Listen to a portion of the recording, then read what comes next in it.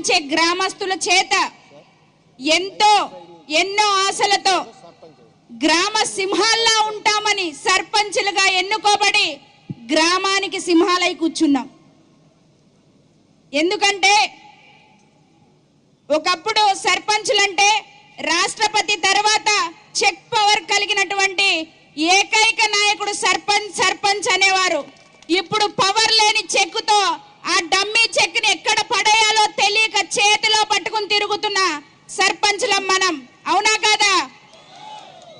మరి అటువంటి సర్పంచ్ వ్యవస్థలో ఉన్నందుకు సిగ్గుపడాలో, సర్పంచ్ వ్యవస్థని నిర్వీర్యం చేస్తున్నందుకు బాధపడాలో, సర్పంచులుగా ఇంకా ఉద్ధృతంగా ఉద్యమించాలో, గ్రామాలకి రావాల్సిన నిధుల కోసం, గ్రామంలో చేయాల్సిన విధుల కోసం ఇక్కడ అనేక మంది మహిళలు నాతో పాటుగా స్టేజ్ మీద కావచ్చు, స్టేజ్ కింద కావచ్చు, కొన్ని వందల కిలోమీటర్లు దూరం నుంచి కుటుంబాన్ని సైతం వదిలి, పిల్లల్ని సైతం వదిలి ఈరోజు ఇక్కడికి వచ్చామోనంటే సర్పంచ్ వ్యవస్థ ఏ విధంగా నిర్వీర్యం అయిపోయిందో, ఏ విధంగా భ్రష్టు పట్టిపోయిందో అందరూ అర్థం చేసుకోవాలి.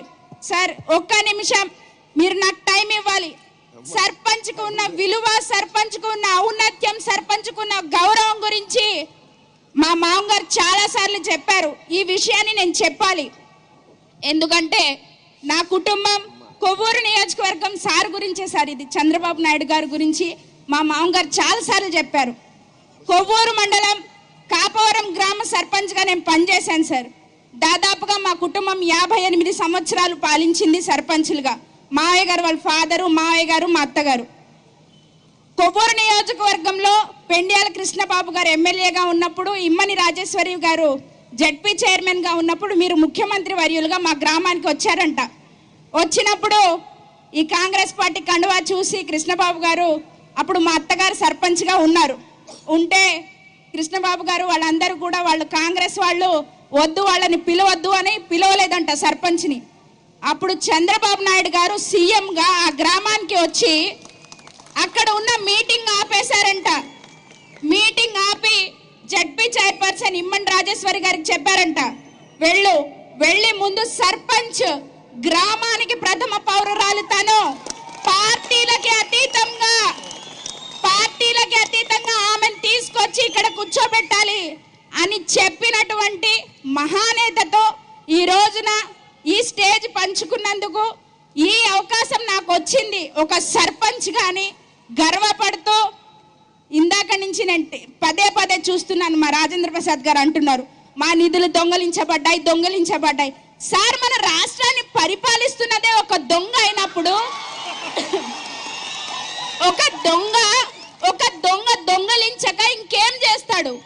అది పంచాయతీ నిధులు కావచ్చు, యువత ఉద్యోగాలు కావచ్చు, అమరావతి రాజధాని కావచ్చు, పేద బడుగు బలహీన వర్గాల ఉపాధి కావచ్చు, మనకి రావాల్సిన నిధులు కావచ్చు, ఏదైనా కూడా ఒక దొంగ దొంగిలించకుండా ఇంకేం చేస్తాడు?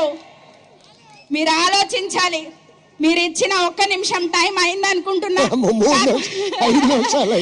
కాకపోతే ఇంకొక విషయం కూడా సార్, ఇక్కడ ఇంత అవకాశం వచ్చింది కాబట్టి, నేను ఈ కాంగ్రెస్ పార్టీ తరపున వచ్చినాను కాబట్టి నా కుటుంబం గురించి కూడా చెప్పుకోవాల్సిన అవసరం ఉంది కాబట్టి నా మామగారు పేరు రఫీఉల్లా బేగ్ గారు, అలాగనే మా చిన్న మామగారు విజయవాడలో టెక్నికల్ ఎడ్యుకేషన్ మినిస్టర్ చేశారు ఎంకే బేగ్ గారు.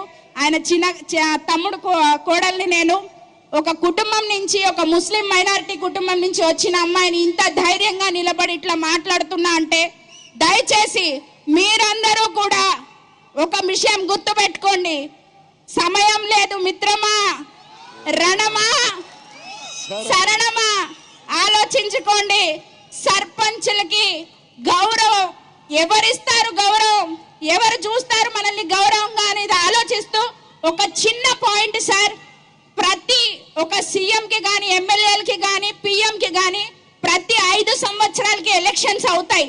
కానీ మన దౌర్భాగ్యం ఏంటంటే 5 సంవత్సరాలు దాటిన తర్వాత మనకి ఎలక్షన్స్ ఉంటాయో లేదో తెలీదు.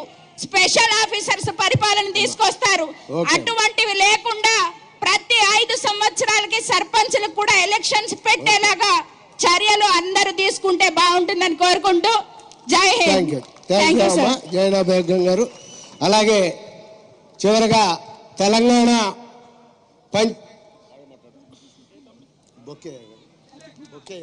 బొకే